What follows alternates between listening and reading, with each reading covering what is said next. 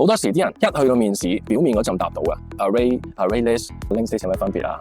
通常棘咗喺度啦。叻啲嗰啲可能答到嘅，array 就連續咯，linked list 就散開裝咯。use case 有咩分別啊？咁唔係好知啦。read 同 write 有咩分別啊？等我諗下先。即係好多人就調轉咗啦，佢以為啲面試官嘗試考你係咪真係識答，係咪真係了解透徹嗰樣嘢，就係咁問你，係咁追你，追到你棘啦，咁咪死啦，係嘛？問你 concurrency，問你 multi-threading，問你 synchronize， 有冇咩 alternative 嘅？同 re-entrant log 有咩分別啊？你答唔答到啊？係咪好多人就棘咗？我淨係見過 synchronize 咋，我冇見過 re-entrant log 咩嚟㗎？咪死啦！嗱，呢個就係講緊你缺乏嗰個底層原理，缺乏對技術嗰個敬畏。咩叫取捨邏輯？就係話你用咗一種 tech stack 嘅時候，你有冇考慮過其實可能性？點解我要用呢種先？有好多人唔諗㗎喎。公司用呢個咪用咯。佢唯一俾我答案就係前人都係咁用㗎啦，影響唔到我啊，即係我冇得決定啊，我唔諗㗎啦。咁啊死啦！想知道自己而家去面試究竟係咪真係準備好？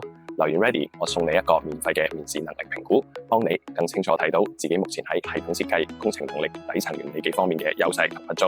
我係電馬師 Casper，follow 我，同你分享更多香港 IT 面試通關你必須要知道嘅事。